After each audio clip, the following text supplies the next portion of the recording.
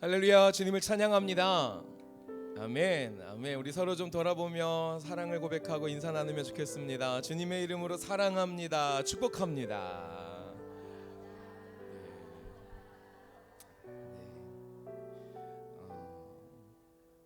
네, 날씨가 많이 더운데요. 어제는 낮 최고 기온이 우리 여기 청천동 기준으로 36도인가 7도까지 올라갔던 것 같더라고요.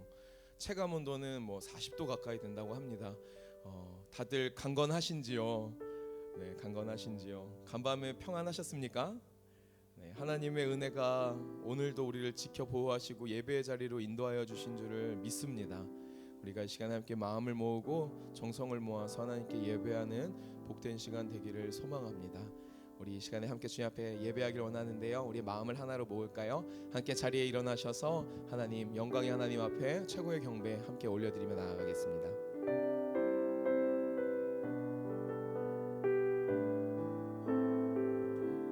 우리를 향하신 하나님의 큰 사랑의 계획을 함께 찬양하겠습니다. 우리를 부르신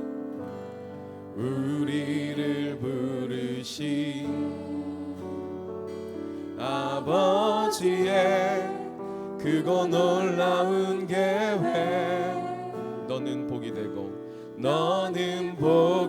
되고 복의 근원 될지라. 세상 끝까지 함께하리. 십자가의 영광으로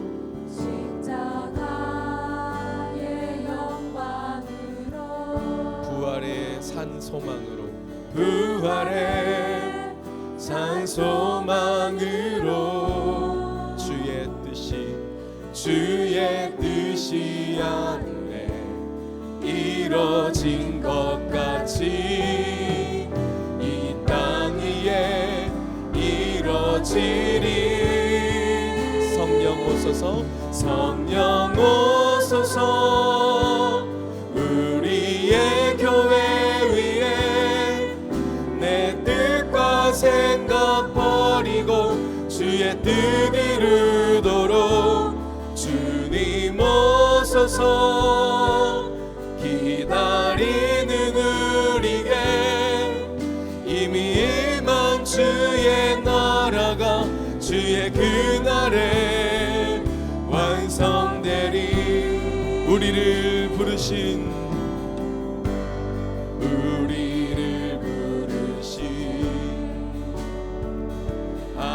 아버지의 크고 놀라운 계획, 너는 복이 되고 복의 근원 될지라. 세상 끝까지 함께하리. 십자가의 영광으로 부활의 산 소망으로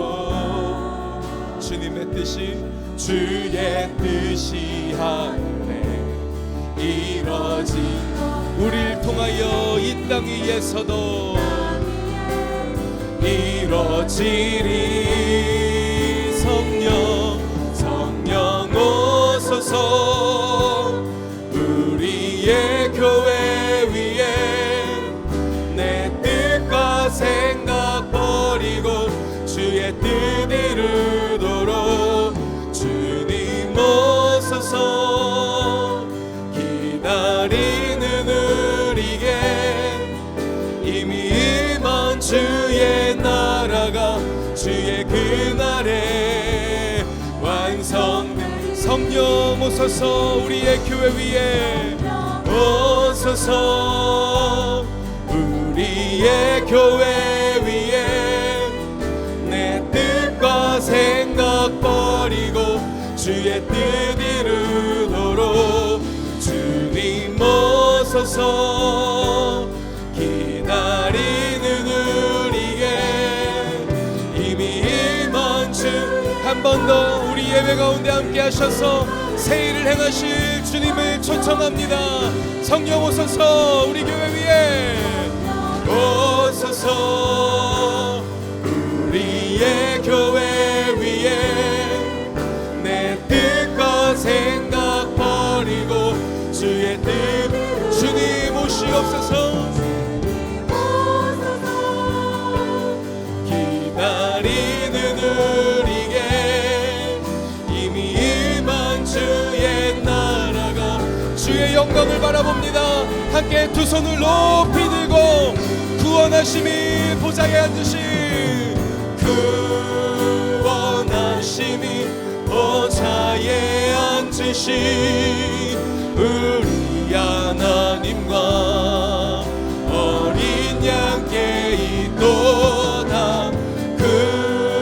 구원하심이 보좌에 앉으신 우리 하나님과 어린 양께 모든 영광 주께 올립니다.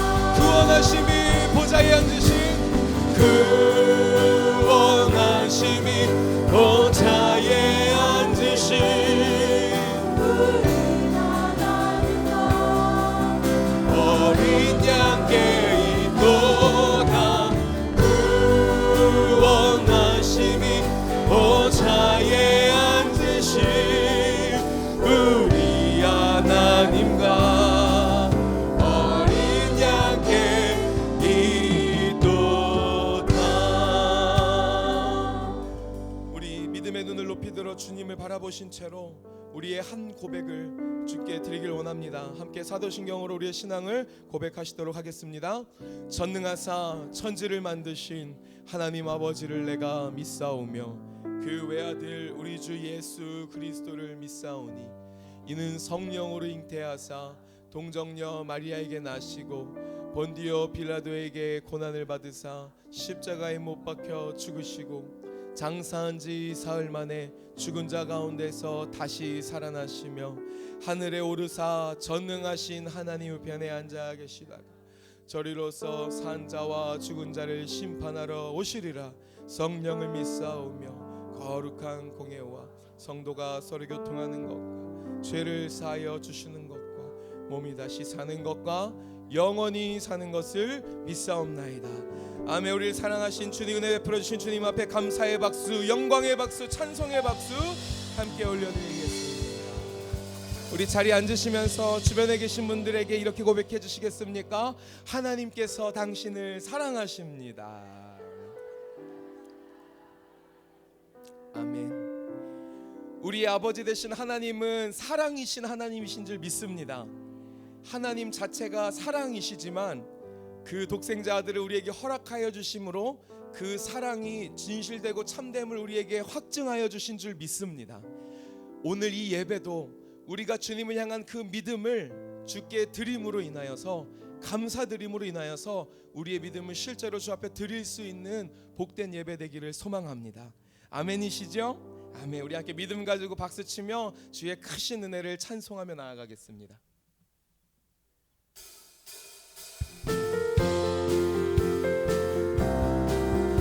우리를 구원하사 우리를 인도하신 주님 찬양합니다.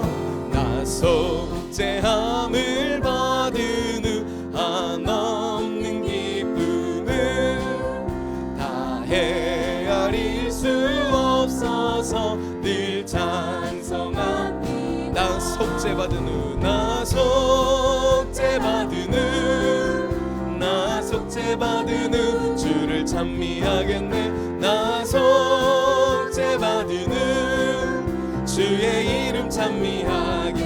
나 속죄함을 받은 후 내 마음이 새로워 주 뜻을 준행하면서 죄 길을 버리네. 아멘. 나 속죄받은 후 주를 찬미하겠네. 나 속죄받은 후 주의 이름 찬미하게. 나 속죄함을 받은 후 성령이 오셔서 하나님 자녀된 곧 증언합니다. 나 속죄받은 후, 나 속죄받은 후 주를 찬미하겠네. 나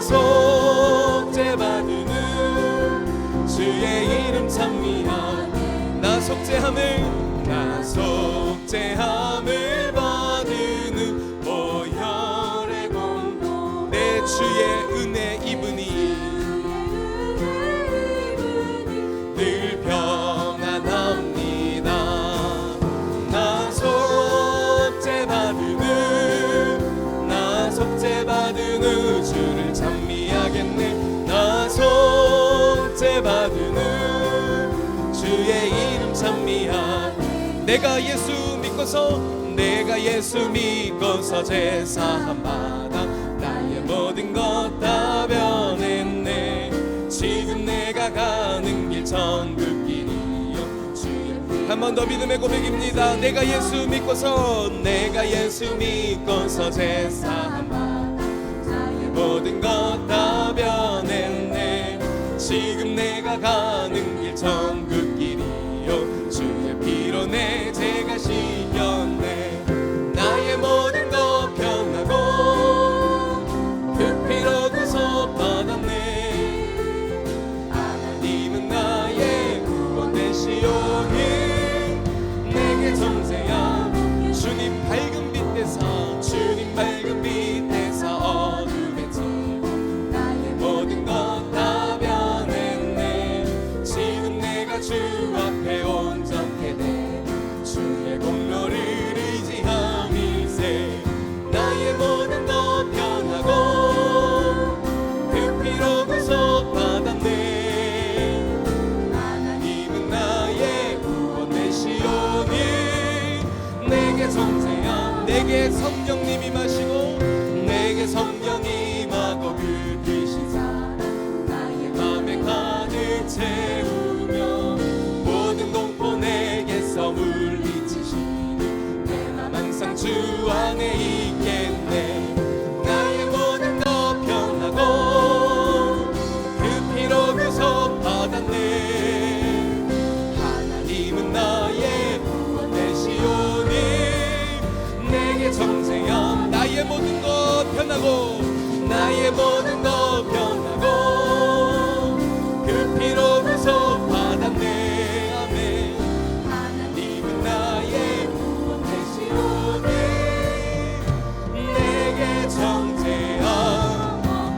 나의 모든 것 다 변하고 나의 모든 것 변하고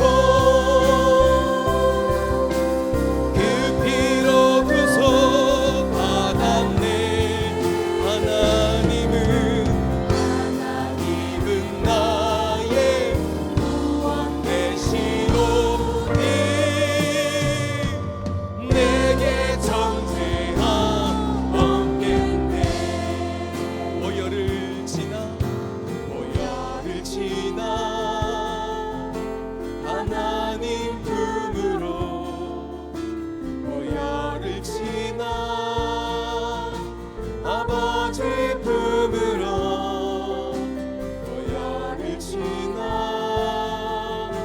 하나님 품으로 한 걸음 한 번 우리를 구속하신 아버지 앞으로 나아갑니다. 보혈을 지나 하나님 품으로 보혈을 지나 아버지 품으로 보혈을 지나 하나님 품으로 한 걸음씩 나가네. 존귀한 주보혈이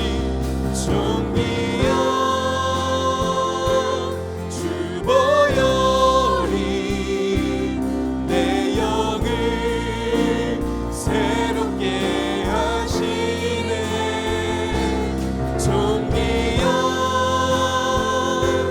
주보혈이 내 영을 주님 앞으로 나아가 주님 뵙기 원합니다. 보혈을 지나 하나님 품으로 보혈을 지나 아버지 품으로 보혈을 지나 하나님 품으로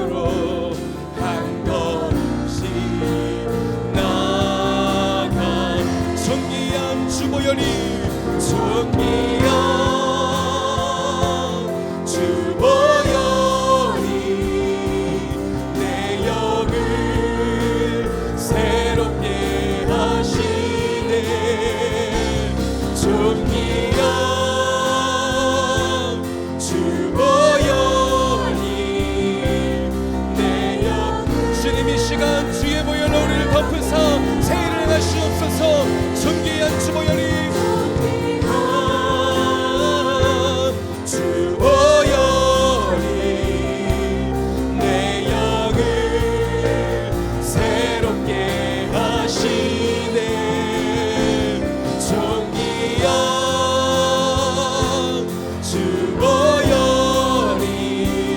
마지막으로 한 번만 더 찬양하실 때에 주님을 의지하는 마음으로 두 손을 주 앞에 듭니다. 존귀한 주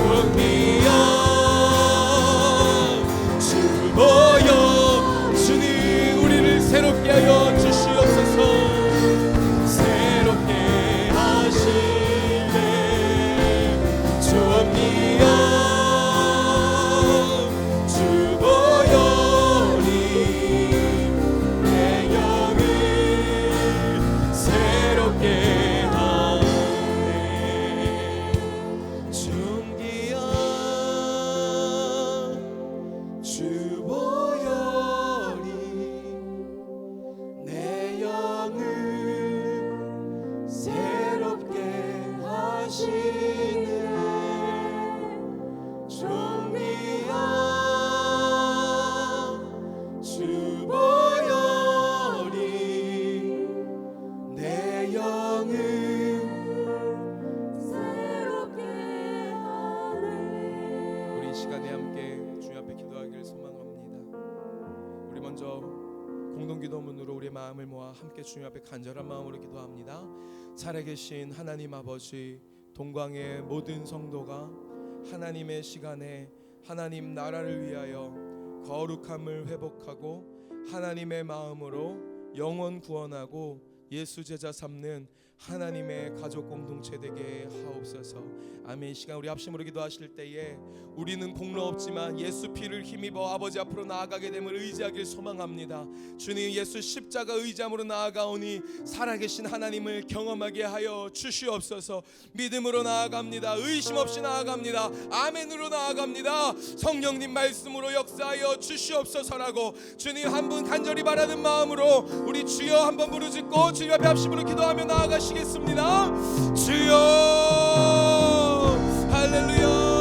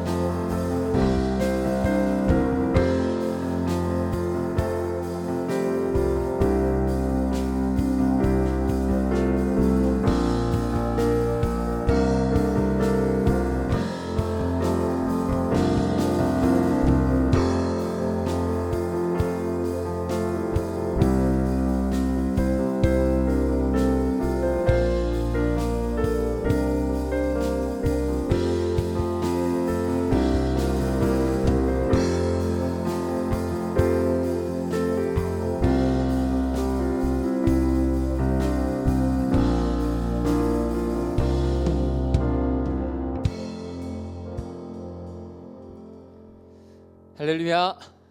여러분을 환영하고 축복합니다. 저보다 하나님께서 더 축복하고 환영하실 줄 믿습니다.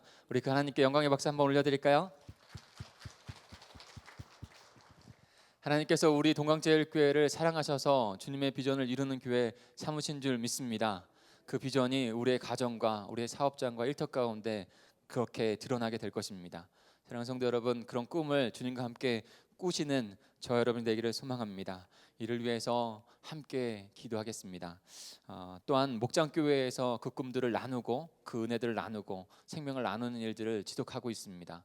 우리의 그 신앙이 꽃피는 곳, 우리의 신앙이 더 성장하는 곳, 그리고 생명으로 나타나는 곳 목장교회에서 시작이 됩니다. 목장교회를 사모해 주시고 특별히 목자님들을 위해서 기도해 주시고 또 여름이라 좀 덥긴 하지만 함께 동참해 주시길 부탁을 드립니다. 나눔지 질문들이 그 말씀을 적용하고 실천하는 것 가운데 드려지는 질문들이에요. 그래서 꼭 그 질문들을 활용하셔서 삶을 나누시면 꼭 은혜가 나타날 줄 믿습니다. 말씀이 삶이 되는 기도 고린도 후서로 넘어갔습니다. 전서를 다 묵상하고 후서를 이제 월요일부터 묵상하게 됐는데요. 개인적으로는 저한테는 너무나 더 큰 은혜가 되고 있습니다. 여러분들에게도 동일하게 주님께서 은혜를 주실 줄 믿습니다. 말씀이 삶이 되는 기도 가운데 말씀 묵상하시고 또 하나 더 도전 드릴까요? 수요 예배, 수요 비전 예배와 금요 성령 집회도 정말 은혜가 되고 있습니다. 사랑하는 성도 여러분, 꼭 영적인 신앙생활 가운데 더 도전하셔서 나오시기를 부탁을 드립니다. 오늘 주일 오후 예배, 블레싱 예배는 남전도 연합회 헌신 예배로 함께 드려집니다. 우리 남성들, 특히 아버지들은 다 참여해 주셨으면 좋겠어요. 그래서 그런 아버지됨 남성들에 대한 그런 부분들을 함께 나누고 함께 기도하는 시간을 가지려고 해요. 그러니까 아내들은 당연히 와야겠죠. 예, 같이 기도해야 되니까. 그러니까 모두가 와야 됩니다. 자녀들과 함께 축제 예배가 될 수 있도록 오후 예배에 참여해 주시길 부탁을 드립니다. 여름 사역이 시작이 됐습니다. 어제부터 유치부가 이제 시작이 되어서 오늘까지 여름 성경학교가 진행이 됩니다. 아이들이 너무나 기뻐하고 즐거워하고 있어요. 그래서 안전하게 지금 여름이라 사건 사고들이 많이 일어나게 되는데 안전하게 마무리되어지고 또 이번 주부터 유초등부 그다음에 목요일에는 중고등부가 캠프를 떠납니다. 우리 유초등부를 위해서도 그다음에 목요일 캠프를 떠나는 중고등부를 위해서도 기도해 주시길 부탁을 드립니다. 그리고 11시 예배 때 중고등부가 함께 지난주처럼 같이 찬양을 하고 또 저희가 또 축복하는 시간, 기도하는 시간을 가지려고 해요. 그래서 중고등부를 위해서도 지정헌금을 해주시면 바로 중고등부에 전달이 되어져서 그렇게 쓰이도록 하겠습니다. 기도해 주시고 함께 동참해 주시길 부탁을 드립니다. 다음 주에는요 5째 주예요. 이번 달이 5주가 있는 달인데 그래서 점심이 제공되지 않는 게 아니라 점심은 각 목장에서 같이 다과를 나누든지 아니면 간단한 식사 교제를 나누든지 해서 목장에서 함께 교제를 나누는 시간을 갖습니다. 그러니까 꼭 목장별로 준비하셔서 같이 귀한 교제 나누시면 좋겠습니다. 그리고 오늘 11시 예배 끝나고 식사 전에 원로 목사님 생신이 8월 2일이에요. 근데 다음 주는 식사가 이렇게 같이 모이는 시간이 없잖아요. 그래서 식사 전에 간단하게 우리 축하하는 시간을 좀 갖습니다. 그래서 여기 계신 분들도 11시 예배 후에 같이 생신 축하드리는 일 가운데 동참해 주시길 부탁을 드립니다. 7층에서 있게 됩니다. 오늘 중식을 대접하는 분들이 계신데요. 이분들 기도해 주시고 또한 또 귀한 식탁의 요제가 나눠질 수 있도록 함께 해주시길 부탁을 드립니다. 이 2부 예배를 위해서 우리 김순옥 권사님께서 기도 인도해 주시겠습니다.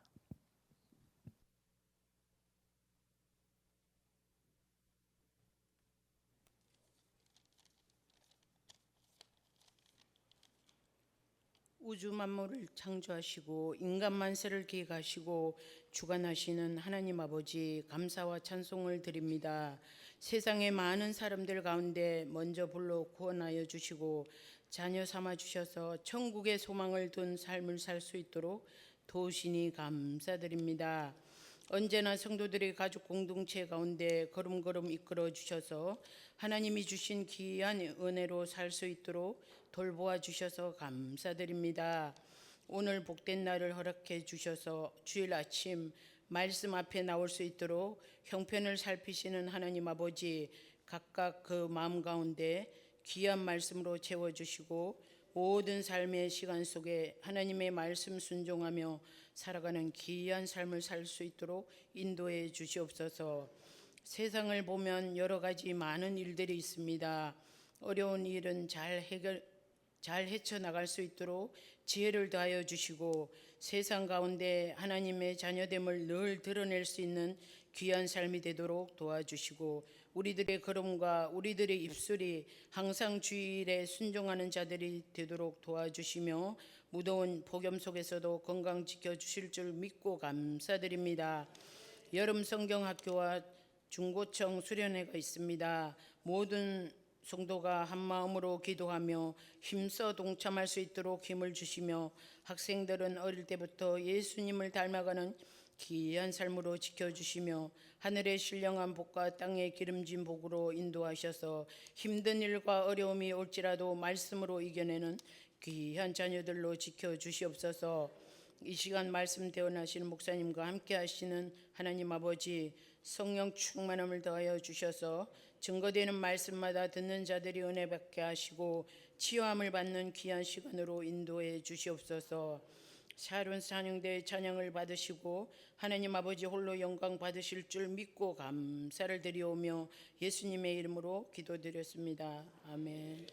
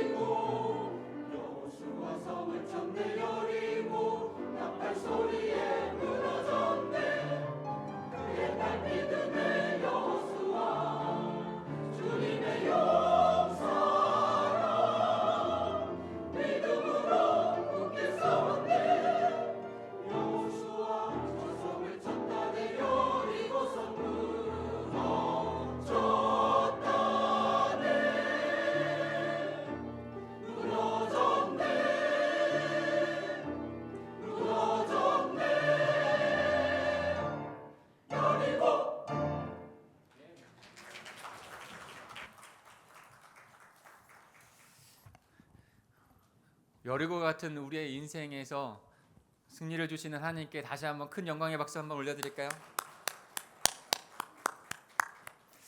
찬양 감사합니다. 이렇게 흥겨워가지고 여리고 이렇게 했을 때 이 추임새를 넣어야 되나 아멘 이렇게 여리고 아멘 이렇게 넣어야 되나 이렇게 속으로 했어요. 저는 여러분들 하셨죠? 네, 약간 잠자고 계신 것 같아요. 눈을 뜨셔서 잠을 깨셔서 주님 앞에 나오시길 바랍니다. 그러니까 영적으로 지금 깨어있는지 안 깨어있는지 조금 바라봐야 돼요. 그리고 나서 영적으로 지금 저의 삶을 더 깨워주십시오. 눈을 더 주님 앞에 들을 수 있도록 인도해 주십시오. 그런 마음으로 주님 앞에 나와야 합니다. 그런 주님께서 우리를 만나주시고 인도해 주실 줄 믿습니다. 하나님 아버지 감사합니다. 이 시간에 주님의 날, 그 승리의 날에 주님 앞에 나왔습니다. 날씨는 무덥지만 아버지는 우리의 인생은 때로는 고달픈 시간들도 있을 수 있지만 주님께서 영원한 생명을 주신 이 승리의 날에 날마다 우리의 영이 새로워지고 힘을 얻고 주님께 승리하는 삶으로 나아갈 수 있는 귀한 시간 될 수 있도록 인도해 주시옵소서. 이 시간에도 성령께서 인도하시는 말씀 앞에 나아갑니다. 말씀으로 오신 그 예수 그리스도 바라보게 하시고 그 그리스도 주님을 나의 그리스도 주님으로 모실 수 있는, 결단할 수 있는 이 시간이 되게 하여 주시옵소서. 감사를 드리며 예수 그리스도의 이름으로 기도합니다. 아멘. 날씨가 무더웠습니다. 많은 사건 사고들이 일어나고 있는데 사랑하는 성도 여러분, 주님과 함께 동행하시면서 또한 또 주위를 살피시면서 때로는 휴식도 취하시면서 건강하시기를 부탁을 드립니다. 오늘 저희가 함께 묵상할 말씀은 요한복음 7장입니다. 요한복음 7장 우리 10절부터 우리 18절까지 같이 교독하겠습니다. 요한복음 7장 10절부터 우선 18절까지만 같이 읽겠습니다. 제가 먼저 10절을 읽을까요? 그 형제들이 명절에 올라간 후에 자기도 올라가시되 나타내지 않고 은밀히 가시니라. 예수에 대하여 무리 중에서 수군거림이 많아 어떤 사람은 좋은 사람이라 하며 어떤 사람은 아니라 무리를 미혹한다 하나.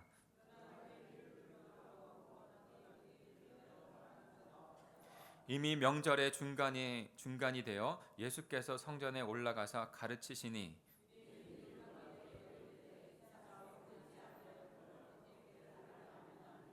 예수께서 대답하여 이르시되 내 교훈은 내 것이 아니요 나를 보내신 이의 것이니라.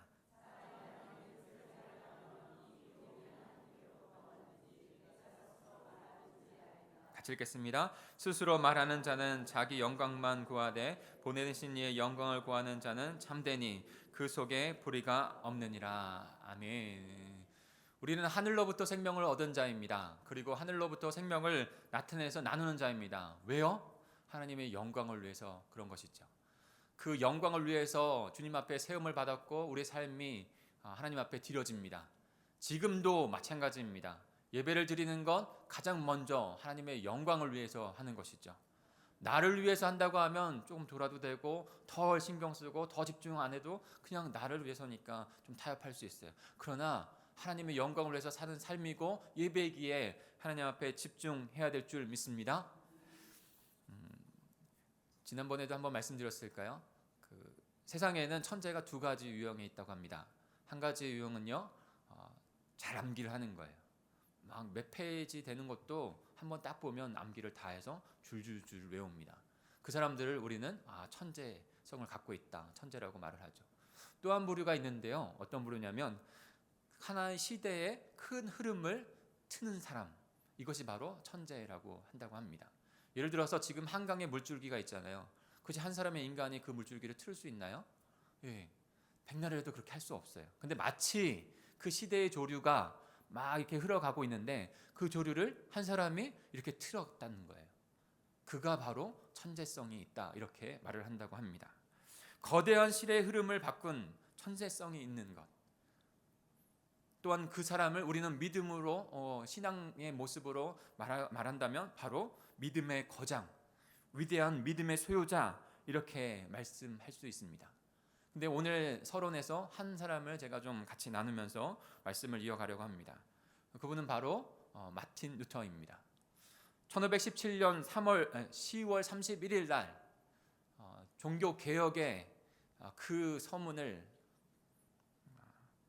비텐베르크 성곽문에 95개조의 그 방방문을 딱 걸으면서, 영화에 보니까 그 방방문 종이를요 그 문에다가 딱 거는 장면들이 보이더라고요. 그것을 시작으로 구원에 관한 놀라운, 무너지고 깨어지고 타락되어진 구원을 다시 세우는 위대한 여정을 마틴 루터가 시작합니다.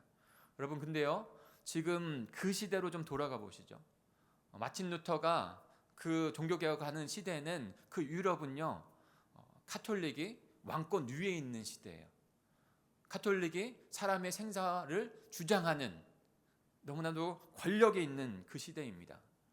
그러니까 초대교회처럼 반대를 했을 때, 거역을 했을 때 정말 죽임을 당하는, 실제적으로 마틴 루터도 죽임을 당하는 사건들이 여러 번 진행이 됩니다. 근데요 그 사건으로 말미암아 유럽이 문화와 경제와 생활과 사회가 다 그 가톨릭 안에 있었거든요. 그것으로 나타난 거예요. 그것으로 깨어지고 무너졌던 부분들이 생겼어요. 근데요, 다시 그것들이 변화되어지고 변혁되어지는 일들이 일어납니다. 어떤 한 사람으로? 바로 마틴 루터 한 사람으로 말미암죠. 그는 처음부터 그렇게 수도사가 되어서 하나님의 그런 하나님의 그 사역자로 세워지려고 했던 사람이 아니에요. 그런데 법 공부를 하다가 아버지가 법 공부를 하고 그렇게 법조인이 되기를 원했거든요. 근데 그 공부를 하다가 그 마음 가운데, 루터의 마음 가운데는 신앙심이 깊었던 것 같아요. 그리고 나서 대학 생활 중에 벼락의 경험이라고 하는 것을 1505년에 하게 됩니다.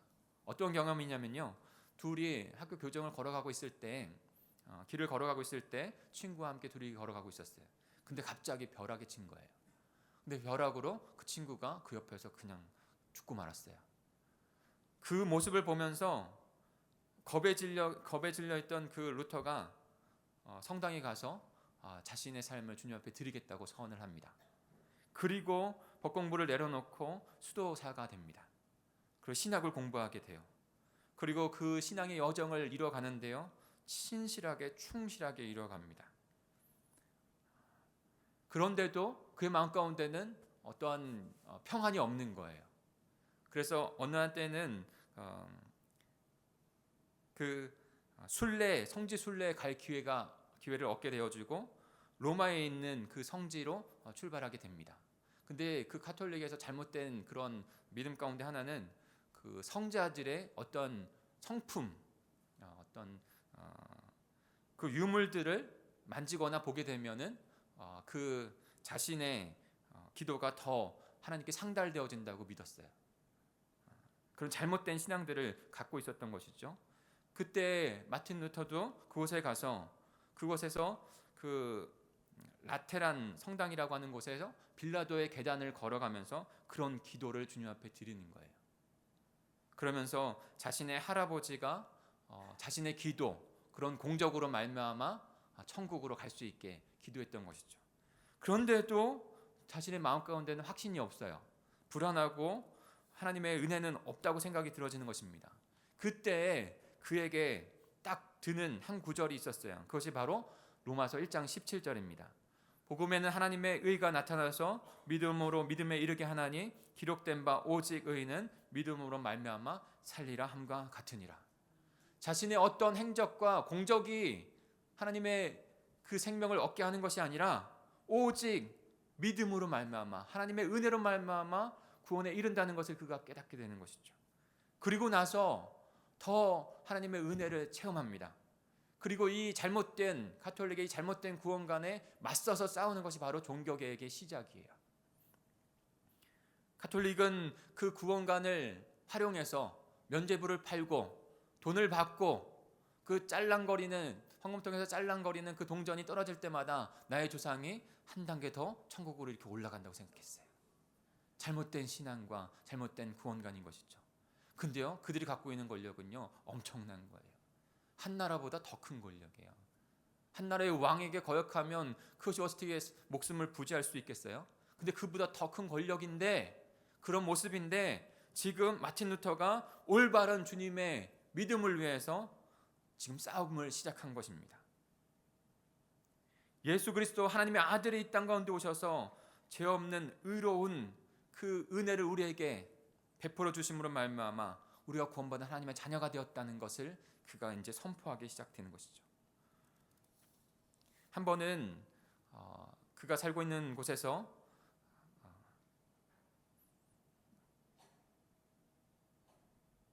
교황 레오 10세가 마틴 루터를 파문을 시킵니다.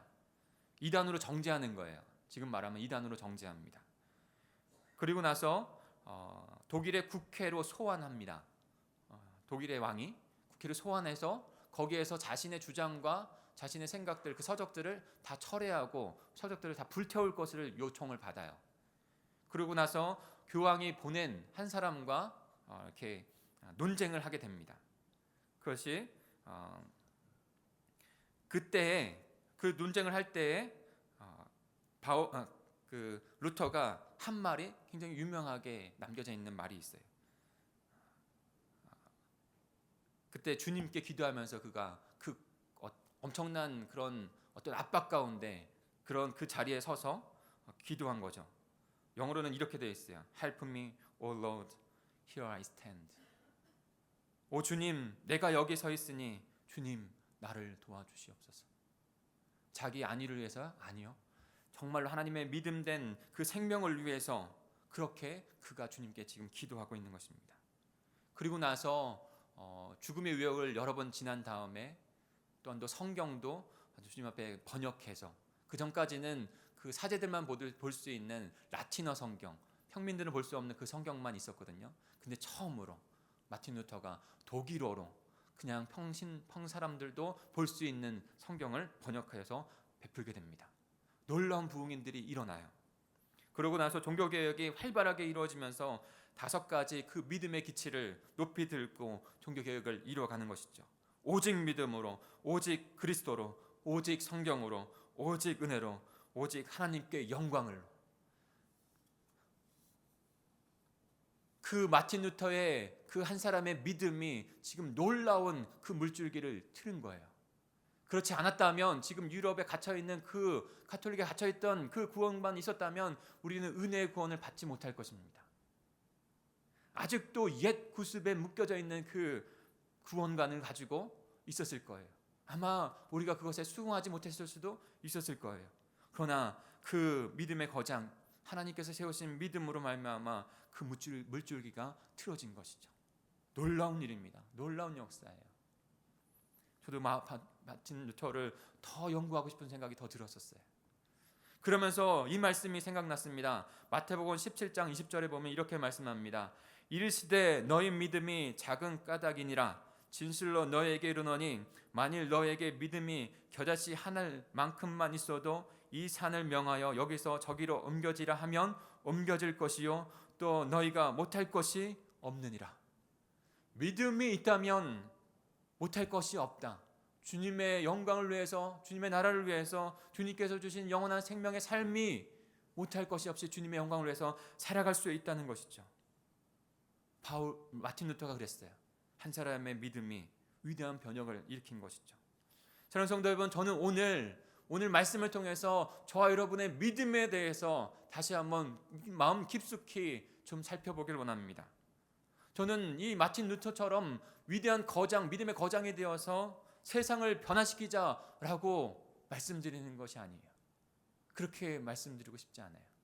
그런데 정말 중요한 건 영원한 생명을 얻은 나, 그리고 나를 통해서 영향받게 될 나의 가족, 우리 목장교회, 우리 공동체, 우리가 살아가는 삶의 자리의 이웃들, 그들에게는 최소한 나의 주신 그 생명의 믿음이 온전히 세워져서 그들을 또 다른 생명으로 인도하는 것까지 쓰임받는 저와 여러분이 되기를 간절히 소망합니다.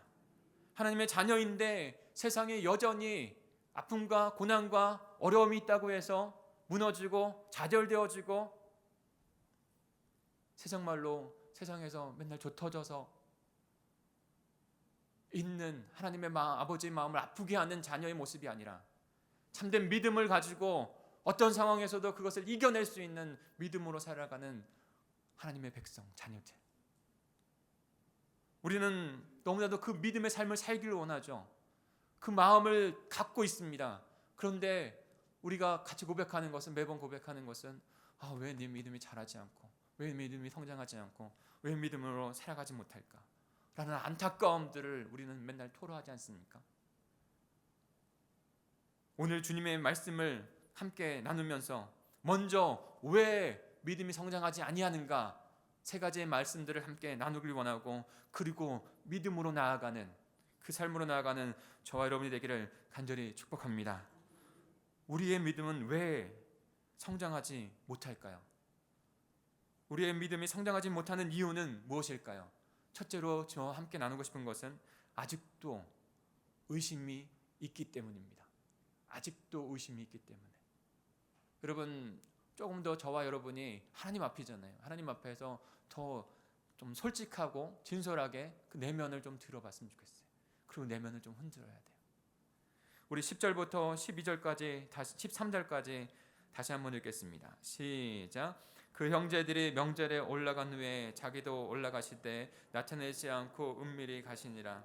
명절 중에 유대인들이 예수를 찾으면서 그가 어디 있느냐 하고 예수에 대하여 무리 중에서 수군거림이 많아 어떤 사람은 좋은 사람이라 하며 어떤 사람은 아니라 무리를 미혹한다 하나 그러나 유대인들을 두려워함으로 드러나게 그에 대하여 말하는 자가 없더라. 아멘. 예수님께서 지난주의 말씀을 이어서 그 초막절에 그 명절을 지키기 위해서 형제들 뒤따라서 은밀히 예루살렘으로 올라가시죠. 그것에 갈 때에 한 무리들이 예수에 대해서 수군거리는 것입니다. 그때 이렇게 되는 거예요. 어떤 사람은요, 그 사람이 참 선한 사람이다. 선한 일을 지금 하고 있다라고 말을 합니다. 또 어떤 사람은요, 아니다. 그 사람이 지금 사람들을 미혹해서 지금 세상을 얼어지럽게 하고 있다. 사기꾼이다라고 그렇게 말하고 있는 거예요.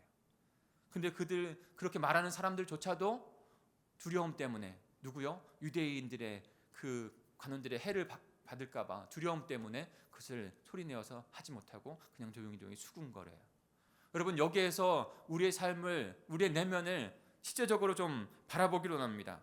이 사람들의 마음에는 의심이 아직 있는 거예요. 이 사람들의 마음에는 아직 두려움이 있는 거예요. 예수 그리스도께서 하늘의 증거들을 표적들을 보여주시고 계시고 하나님 아들이 되신 분이 지금 그들과 함께 있는데도 불구하고 그들은 아직 의심 가운데 있습니다. 아직 두려움 가운데 있어요. 세례 요한도 그런 의심 가운데 있었습니다. 분명히 그 예수 그리스도를 세례를 주면서 하나님의 아들이다라고 말했던 그인데도 불구하고 마태복음 11장에 보면 감옥에 갇히게 되죠. 감옥에 갇히고 더 어떤 고난 가운데 있으니까 빨리 메시아가 오길 원하는데 그것이 더딘 것 같다는 생각이 들었을까요? 제자들을 예수님께 보냅니다. 그리고 예수님께 이렇게 여쭈라고 합니다. 오실 그이가 당신이십니까? 아니면 우리가 다른 일을 더 기다려야 됩니까? 그때 예수님께서 그 제자들에게 가서 이렇게 전하라고 해요. 맹인이 보며 걷는 사람이 걸으며 걷지 못하는 사람이 걸으며 나병 환자가 깨끗함을 받으며 못 듣는 자가 들으며 죽은 자가 살아나며 가난한 자에게 복음이 전파된다는 것을 그게 말해라, 전해라 라고 말하는 거예요. 그 사건들 환경들을 보면 분명히 메시아께서 이 땅 가운데 오셨다는 것을 그가 깨달을 거라는 거예요.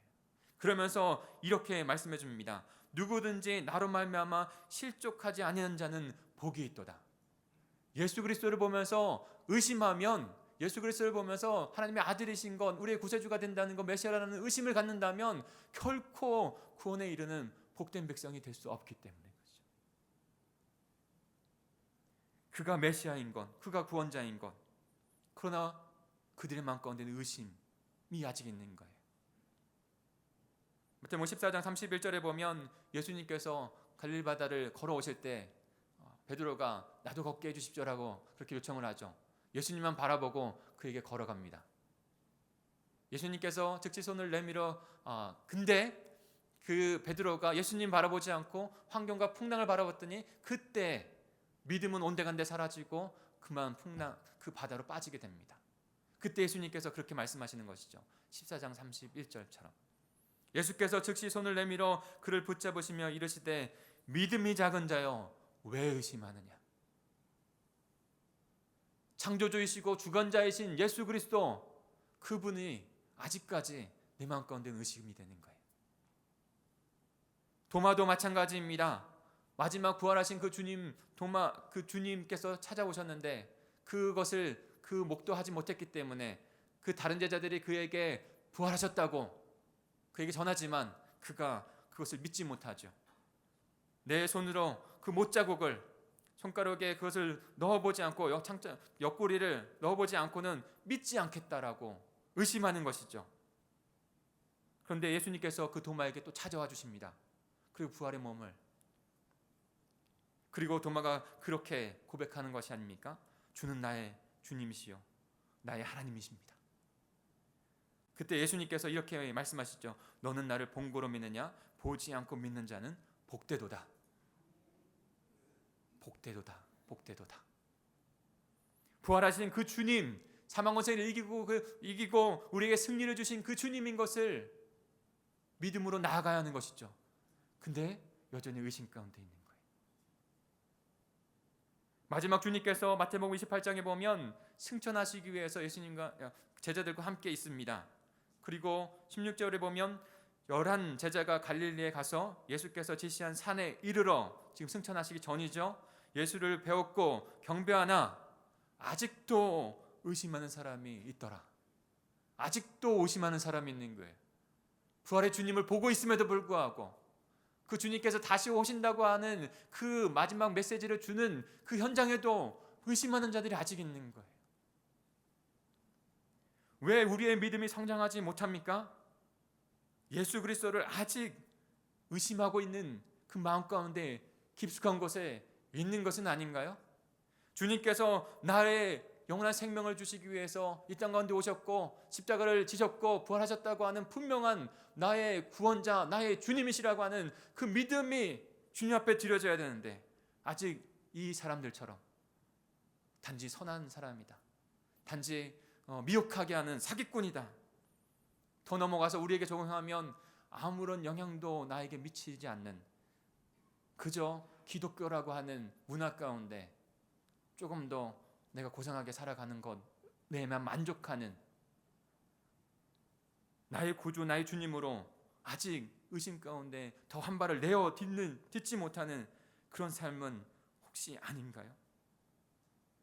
그래서 세상을 살아갈 동안 그리스도인이라고 그들이 두려움 가운데 드러내지 못했던 것처럼 더 한번 깊숙이 저희와 여러분의 마음을 좀 보시죠.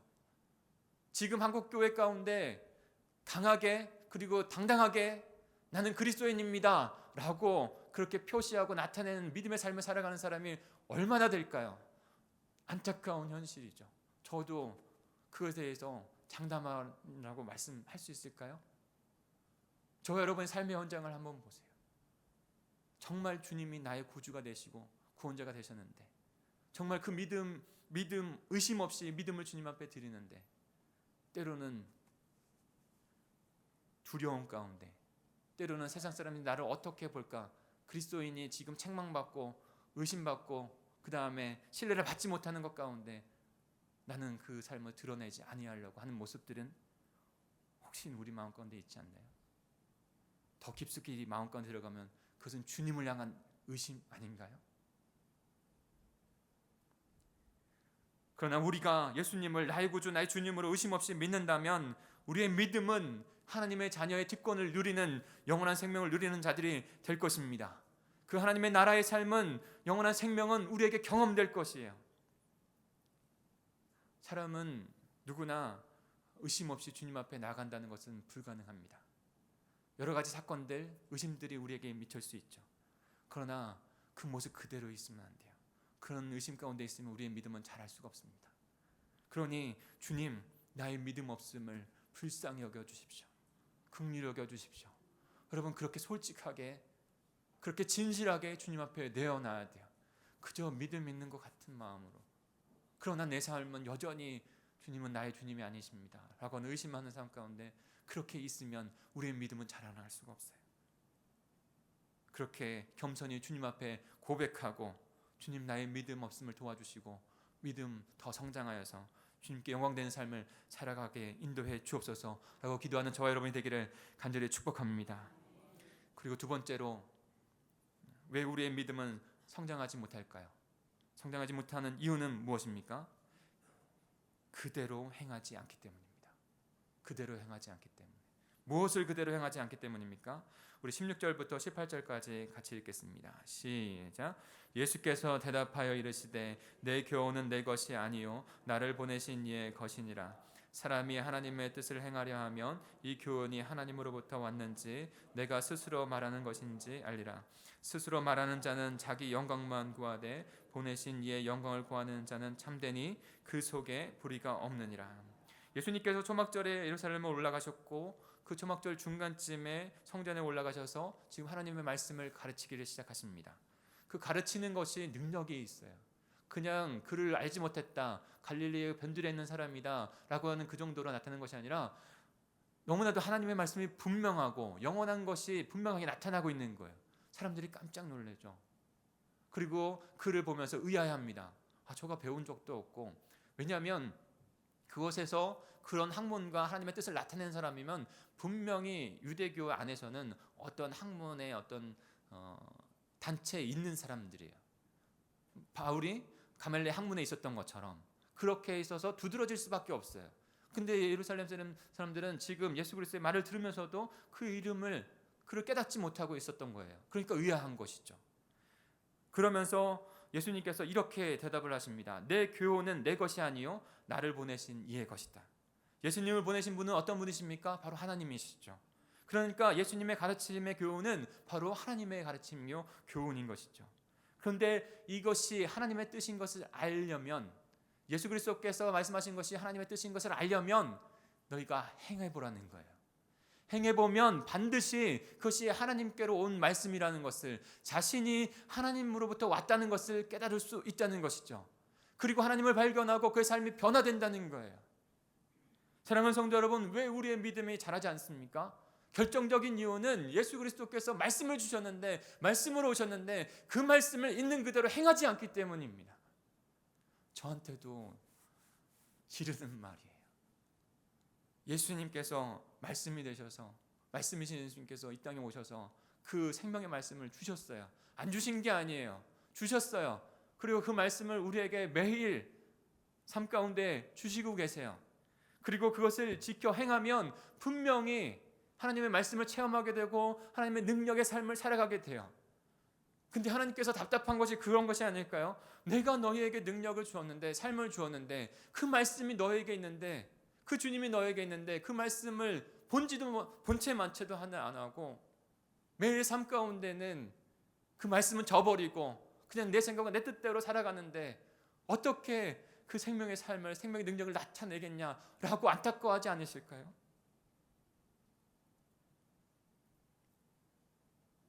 말씀의 능력 안에서, 하나님의 말씀 안에서 우리의 삶이 변화되어지고 하늘의 영광을 체험하는 영원한 생명을 살아가는 사람들이 됩니다.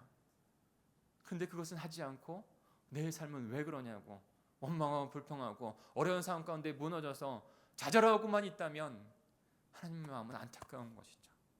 이미 너희들에게 있는데. 고린도 후서를 묵상하면서 참 저에게 도전이 되었어요. 그리고 다시 한번 주님 앞에 부르짖을 수밖에 없었습니다. 사도직을 그렇게 그 고린도 교인들에게 불신을 받으면서, 대적을 받으면서 바울을 인정하지 않으려고 하는 그 무리들 가운데 사도 바울이 다시 그 몸된 교회를 사랑하는 마음으로 다시 싸매기 위해서 하나님의 말씀대로 증거하여 서신을 보내는 것을 통해서 참 은혜가 됐어요. 여러분, 말씀 삶이 되는 하루의 삶 가운데 꼭 나가십시오. 근데 거기에서 그렇게 손가락질하고 비난하고 있는 그들에게 바울은 있는 그대로 하나님의 말씀대로, 사랑하라고 하는 말씀대로 그들을 사랑하기로 마음을 먹습니다. 고린도후서 2장 4절에 보면 이렇게 말씀합니다. 내가 마음에 큰 눌림과 걱정이 있어 많은 눈물로 너에게 썼노니, 그 서신을 잉크가 아니라 눈물로 썼다는 거예요. 이는 너희로 근심하게 하려 한 것이 아니요 오직 내가 너희를 향하여 넘치는 사랑이 있음을 너희에게 알게 하려 합니다. 하나님의 사랑을 그대로 실천하기를 바울이 애매한 고난을 당하는데도, 억울함을 당하는데도 하기로 마음먹은 것이죠. 그래서 에베소서 5장 2절에 보면 그가 이렇게 말하는 거예요. 그리스도께서 너희를 사랑한 것 같이 너희도 사랑 가운데 행하라. 그리고 바울이 사랑하고 그대로 용서하기로 마음먹습니다. 고린도서 2장 7절 8절에 보면 그런즉 너희는 차라리 그를 용서하고 위로한 할 것이니 그가 너무 많은 근심에 잠기가 두려워하노라. 그러므로 너희를 권하노니 사랑을 그들에게 나타내라. 그 잘못한 자들, 그들을 비난하는 자들, 그도 자신도 용서할 테니까 너희도 그들을 용서하고 더 근심에, 어려움에 잠기지 않게 그들에게 사랑을 나타내라는 거예요. 용서를 나타내라는 거예요. 그리고 또 동일하게 바울도 그렇게 사랑합니다. 용서합니다. 하나님이 그리스도 안에서 너희를 용서한과 같이 서로 용서하라고 권면하고 있는 것이에요. 그리고 마지막에는 이렇게 권면합니다.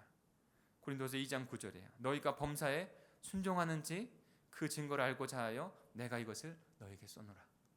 사랑하고 있는 그대로 말씀 그대로 용서하고 그리고 그것을 순종하는지 내가 보기 위해서 이것을 썼다는 거예요.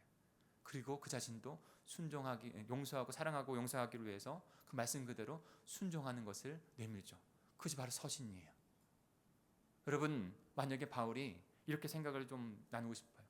바울이 나 그들을 사랑할 거야. 마음 가운데 사랑할 거야. 그리고 다 용서했어. 그렇게 마음 먹었다고 생각해 보세요. 다 했어요. 모든 걸 다 했어요. 그러면 지금 풀려진 사람은 누구만 있습니까? 그 마음 가운데 가진 사람만 있어요. 근데 한 단계 더 나가야 되는 거예요. 한 단계 더 나아가서 그 사람과 용서하겠다는 것을 그 당사자를 찾아가서 주님의 말씀 그대로 내가 당신을 사랑한다고 용서한다고 그렇게 손을 내미는 순종까지 나가야 하는 것입니다. 그럴 때에 그 말씀은 우리의 삶 가운데 실제가 되고 현실이 됩니다. 나타나는 능력이 되는 거예요.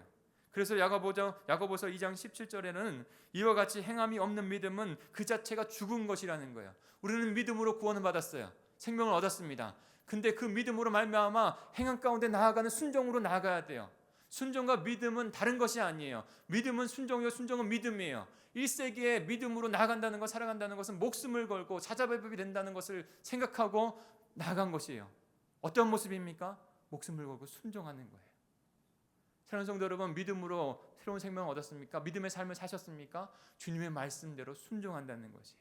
순종하면요, 그 말씀대로, 그 말씀을 듣고 그 말씀대로 순종하는 생활을 한다면 우리의 삶의 실제가 나타나는 거예요.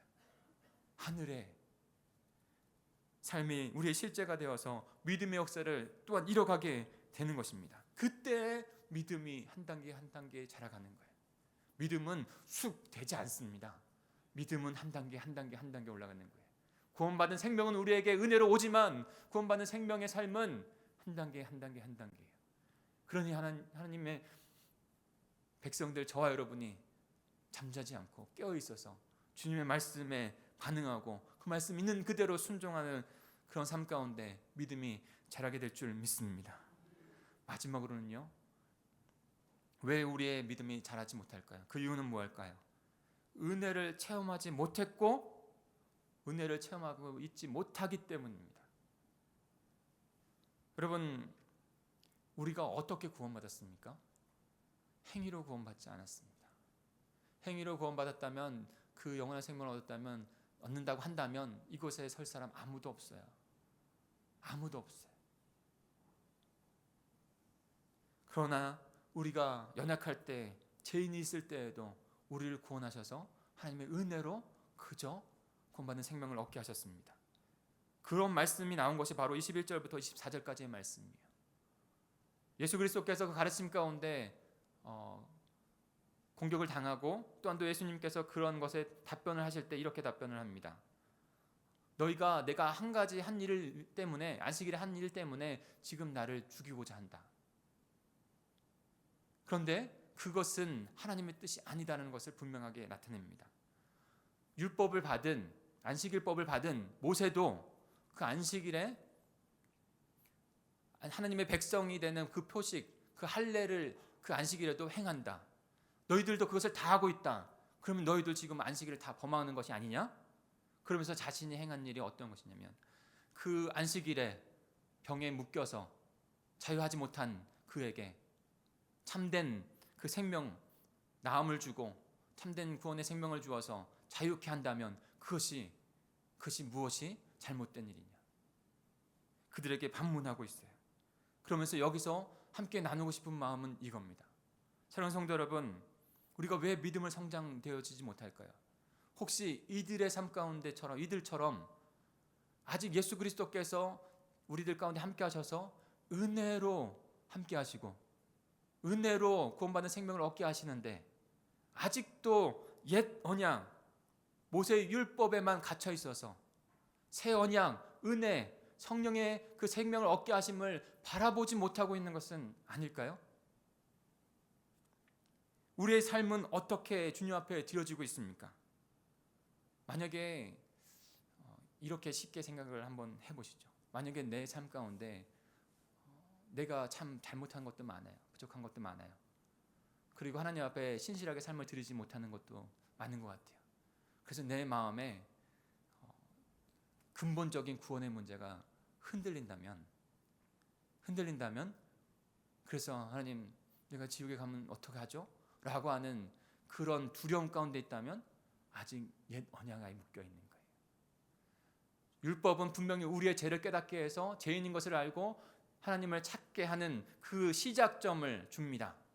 그러나 그것으로 완성이 아니에요. 하나님의 나라는.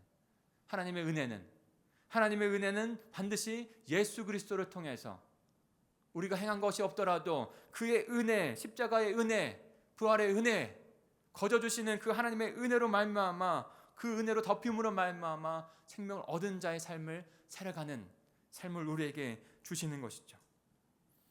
그러므로 말미암아 은혜의 삶을 저와 여러분이 살아가게 되는 것입니다. 생명의 성령의 법이 나를 주장하고 있는가? 아직 율법의 법이, 정죄의 법만 나를 주장하고 있고 나를 통치하고 있는가? 저와 여러분은요 그런 자들이 아니라는 거예요. 온전한 그 하나님의 은혜, 새로운 성령님의 그 십자가 부활을 적용해서 그 생명을 얻게 한 은혜로 살아가는 자들, 그 통치 안에 있는 자들이라는 것이죠. 그렇게 저와 여러분이 살아가고 있는 것입니다. 그래서 로마서 6장 14절에는 이렇게 말씀합니다. 제가 너희를 주장하지 못하리니 이는 너희가 법 아래 있지 아니하고 은혜 아래에 있습니다.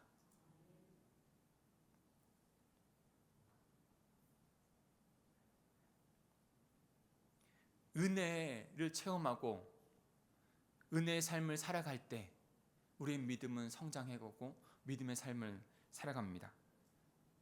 믿음이 사라지고 의심하고 말씀 가운데 살아가지 못하고 두려움 가운데 있는 것은 바로 우리 안에 은혜가 없기 때문이고 은혜가 체험되지 못하기 때문이에요. 믿음의 삶의 시작도 그리고 마지막 주님이 오실 그날까지 믿음의 삶을 살아가는 것도 바로 은혜에서 시작되어지는 것입니다.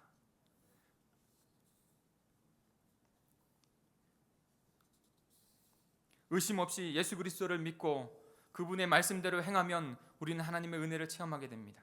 그 은혜를 체험한 자들이 또 다른 영적인 경험 가운데 하나님이 어떠한 분이신가를 깨닫게 됩니다. 그리고 하나님은 이런 또 하나 올라가는 것이죠. 믿음이 성장하는 것이죠. 또 하나님께 그 의심 없는 믿음을 드리고 그 하나님의 말씀을 체험하고 또 은혜 가운데 거하고 우리의 믿음은 또 성장하게 됩니다. 주님이 오실 그날까지 반복적으로 이 신앙생활 가운데 나아갈 때 우리의 믿음은 점점점 성장하고 성숙하게 되어서 하나님의 영광이 되어지는 복된 그 삶이 저와 여러분의 삶이 될 줄 믿습니다. 한 가지 말씀만 좀 나누고 마무리할까요? 제가 청년 때 고2 때 하나님을 인격적으로 더 만나서 구원을 하나님의 영원한 생명을 얻었습니다. 주셨어요. 그리고 나서 그때 하나님 제가 하나님의 일을 남은 평생 동안 덤으로 주셨다고 생각되어지는 인생 동안 하나님 앞에 드려도 너무나도 행복하겠습니다. 그렇게 살길 원합니다 라고 고백을 드렸어요. 근데요 제 안에는요 23살까지 군대 제대하기 얼마 전까지도 의심이 되어졌고 두려움이 있었고 과연 내가 이 길을 갈 수 있는 자인가?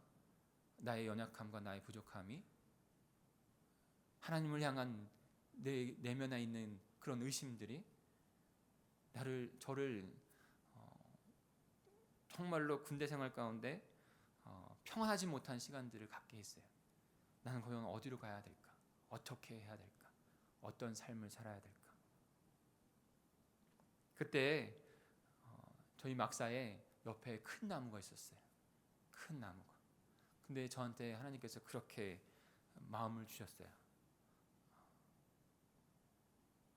사랑하는 덕정아, 이제 너가 저 나무처럼 저 나무가 저렇게 클 수 있었던 것은 그 땅속 깊이 깊은 뿌리를 내렸기 때문인데 너가 이제 의심하거나 고민하거나 확신이 없는 삶이 아니라 이제 예수 그리스도의 믿음 앞에 그리고 부르심의 사명 앞에 그 뿌리를 내리고 주님을 바라봐라 라는 말씀을 주셨어요.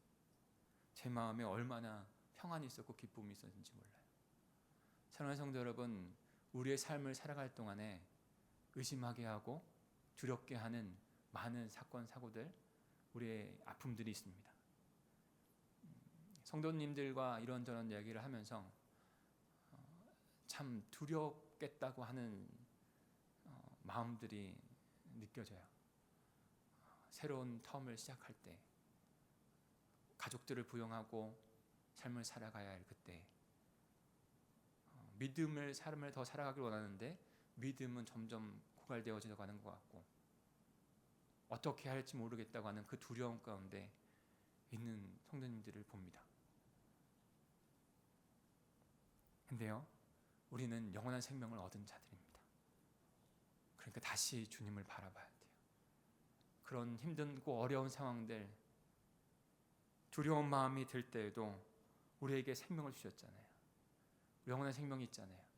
그러니까 그 생명을 주님 앞에 드리는 삶으로 어려운 때도 지나가고, 그리고 주님 앞에 드리는 삶으로 우리의 소중한 영혼들을 또 책임지며 주님 앞에 드리는 삶을 살아가는 게 저 여러분 복된 인생이 되는 줄 믿습니다. 그렇게 살아가시는 저 여러분이 되지 않으시겠어요? 같이 기도하겠습니다. 이 시간 합심하여 기도하겠습니다. 합심하여 기도할 때 우리 자신을 위해서도 기도하고 우리 소중한 사람들을 위해서도 기도했으면 좋겠어요. 하나님, 믿음의 백성들입니다. 믿음의 자녀들입니다.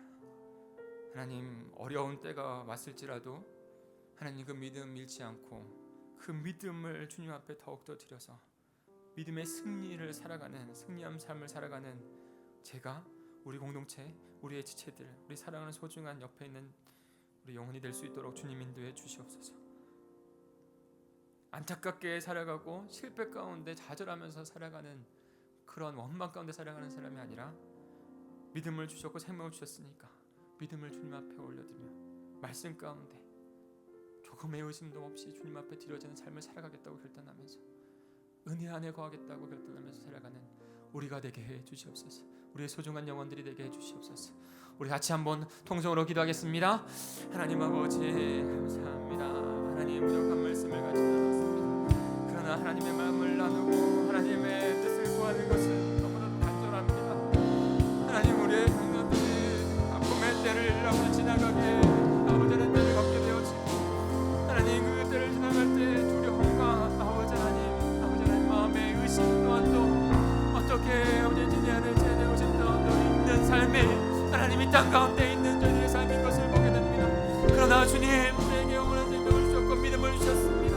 하나님, 믿음의 삶을, 아버지 영원한 생명의 삶을 살아갈 수 있는 저희들 될 수 있도록 주님께서 인도해 주시옵소서. 하나님, 의심과 두려움 깨도 주님 앞에 믿음을 드리게 하여 주시고, 의심이 아니라 주 그리스도를 바라볼 수 있는 저희들 될 수 있도록 도와주시옵소서. 말씀 그대로 주님께서 우리에게 소중한 것을 주셨습니다. 하나님, 결코 나빠지 아니하고 그 말씀을 행하고 단 하나라도 주님 앞에 행해보고 그 말씀 가운데 우리에게 베풀어 주신 하늘의 열매, 하늘의 아버지의 그 삶을 맛보며 다시 믿음의 성전 가운데 나아가는 저희가 될 수 있도록 주님 인도해 주시옵소서. 은혜 안에, 은혜 가운데 거하는 하나님, 은혜의 충만한 가운데 날마다 거하는 저희들에게 원합니다.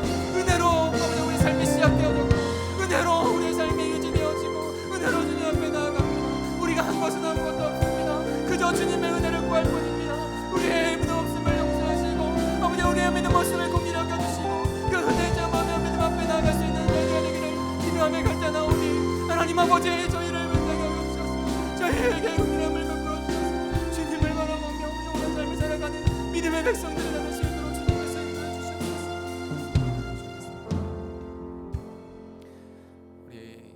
우리를 부르신 이 찬양 같이 주님 앞에 올려드리면서 우리의 믿음도 믿음으로 결단하여 주님 앞에 올려드리겠습니다.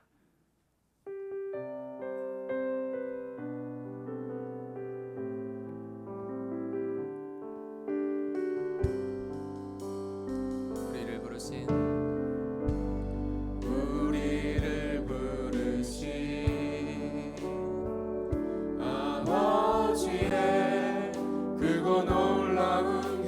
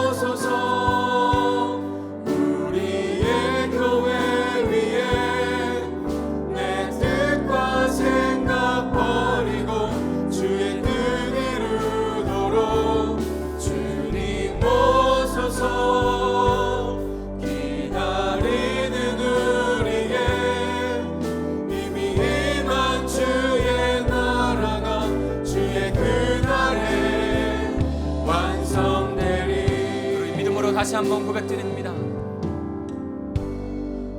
우리를 부르신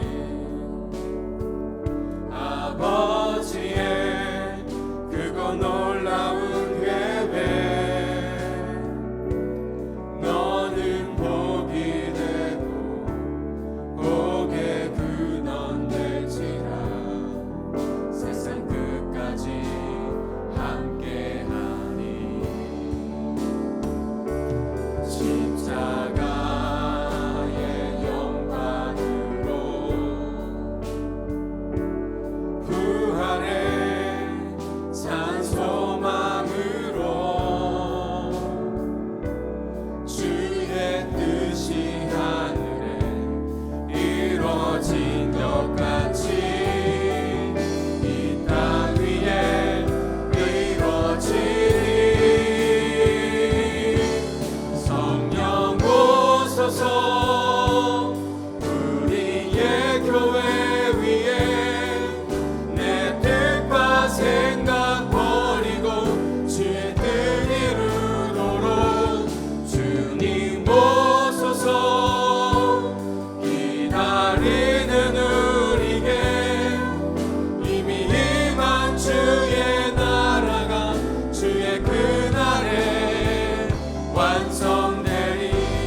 다시 한번 중보하며 기도하며 나가겠습니다. 다시 한번 중보하며 기도할 때 두 가지를 위해서 기도할게요. 한 가지는 우리 아이들을 위해서, 우리 다음 세대를 위해서 기도해 주십시오. 그들에게 믿음이 필요합니다. 그들에게 주님의 말씀의 능력이 필요합니다. 그들에게 오직 은혜가 필요합니다. 우리 아이들을 위해서 기도해 주시고요. 두 번째로는 우리 사랑하는 지체들, 한 몸 된 지체들을 위해서 기도해 주십시오. 인생의 한 텀을 마무리하고 또한 확신이 있지 않는 두려운 상황 가운데 또 다른 텀을 주님 앞에 올려드리는 우리 믿음의 지체들이 있습니다. 때로는 잠시 또 멀리 떨어질 수밖에 없는 상황들도 우리 지체들에게도 있습니다. 하나님, 그들에게 필요한 건 믿음입니다.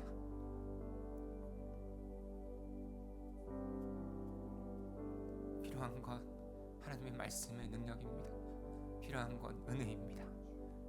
우리 성도들에게, 우리 지체들에게, 우리 공동체에게 오직 그 믿음, 그 은혜 바라보며 그 말씀 따라가며 살아가는 이 땅 가운데 어떠한 상황이 있더라도, 두려운 상황이 있더라도 승리하는 믿음의 삶을 살아갈 수 있도록 인도해 주시옵소서. 그렇게 중보하며 우리 주여 한번 부르시고 같이 통성으로 기도하겠습니다. 주여, 하나님 아버지 말씀 앞에 순종으로 나아갈 수 있는 믿음 허락하여 주시옵소서. 우리의 사랑하는 지체들 가운데 주시하는 것이 아니라 하나님, 오히려 하나님의 상황 가운데 있을지라도 하나님께서 주신 영원한 생명이 있고 믿음이 있습니다. 영원한 생명과 믿음, 아버지는 때로는 어렵고 힘든 상황이 있을 때 우리에게 필요한 것은 믿음이 없는 힘이 없는, 아버지는 의심하지 아니하는 믿음이요, 아버지 하나님의 주시는 말씀이요, 아버지는 주신 아버지는 은혜, 아버지는 은혜 힘들입니다. 하나님, 우리 아이들 조금 믿음을 내 은혜 앞에 아버지 하나님 나아가는 우리의 반성에게 서시고 어떤 상황과 환경에서 넘어지게 하지 않은 우리의 사랑하는 정도들이 될 수 있도록 주님께서 인도해 주시옵소서. 약간 몸은 드러냈어 아버지 하나님, 아버지의 욕심을 들어주는 영적인 생명 가운데 우리가 하나이며 한 백성이며 한 공동체이며 한 지체이고 한 가족인 것을 제가 믿습니다. 그러니 함께 기도하며 이 어려운 때를 이겨내고 주님이 오실 그날까지 믿음의 삶을, 은혜의 삶을, 아버지의 말씀의 삶을 살아가겠습니다. 그리고 주님께서 이끌어가시는 복된 삶을 아버지 나타내며 누가는 삶을 살아가겠습니다. 하나님, 너에게 필요한 것, 아버지의 그 믿음의 삶인 것을 주님께서 알게 하소서. 하나님, 그런 삶을 살아갈 수 있는 내가 되시고 오실 믿음의 삶을 살아가라.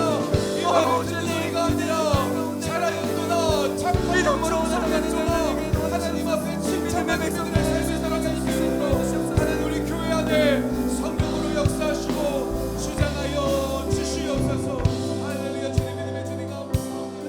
주님 주님 감사합니다. 여러분 가슴에 손 얹고 우리가 이 땅을 살아가는데 오늘 말씀을 들으면서 절대 의심과의 전쟁을 선포하고 너희는 마음에 근심하지 말라. 하나님 믿으니 또 나를 믿으라. 너희가 믿고 구한 것을 의심치 아니하면 그대로 되라겠습니다. 우리에게 의심을 준 악한 영은 떠나갈지어다. 우리가 하나님 말씀을 듣고 말씀에 의지해 내 말을 듣고 내 말을 믿고 행동하면 하나님 영광을 버리라고 말씀의 기적을 우리는 믿고 행동하지 못한 죄를 회개하고, 이제 우리는 영원히 죽을 수밖에 죄인이지만은 십자가 부활의 은혜 가운데 늘 감사하지 못한 것, 의심마귀를 몰아내기 원하시면 크게 아멘합시다. 말씀대로 살기를 원하시면 크게 아멘합시다. 은혜 안에 살기 원하시면 크게 아멘합시다. 성령 충만해야 됩니다. 말씀 충만해야 됩니다. 우리 속에 십자가의 은혜가, 부활의 은혜가 충만하면 될 줄로 믿습니다. 몸이 아프신 분, 마음이 아픈 손을 기도할 때에 오늘 믿고 기도하는 자에게 나을지어다, 믿음대로 될지어다. 주님 말씀대로 살아가는 자에게 꿈같은 기적이 일어나고 우리 믿음이 자라갈 줄로 믿습니다. 십자가 구속의 은혜를 받은 사람은 감사할 수밖에 없어요. 입술로 감사합시다. 마음으로 감사합시다. 범사에 감사하는 것이 하나님의 뜻이랍니다. 살아계신 하나님 아버지 은혜를 감사합니다. 이제는 우리를 죄악에서 구원해 주시기 위하여 십자가에 피 흘려 죽으시고 다시 사신 예수 그리스도의 그 큰 은혜와 하나님의 엄청난 그 크신 사랑하심과 성령님의 도우심의 위로 충만하신 권능의 역사가 오늘 하나님 앞에 예배드리고 예물드리며 마음드리고 오직 의심하지 않고 오직 말씀대로 순종하면서 은혜 안에 살기 원하는 심령들 머리 위에 이제로부터 영원토록 함께 하실지어다. 아멘. 우리를 의심케 하는 악한 영은 물러가게 하시고 말씀대로 순종하지 못하게 하는 악한 영도 떠나가게 하시며 십자가의 부활의 은혜, 늘 은혜를 생각하며 감사가 풍년들게 하여 주시옵소서. 그런 자에게 영혼이 찰됨같이 범사가 찰되며 강건할지어다. 오늘 믿고 믿음으로 기도한 자에게 의심치 아니하면 내 믿음대로 될지어다. 우리의 질병을 치료하시며 우리의 평안을 주시고 우리 앞길 인도하시는 하나님을 믿나이다.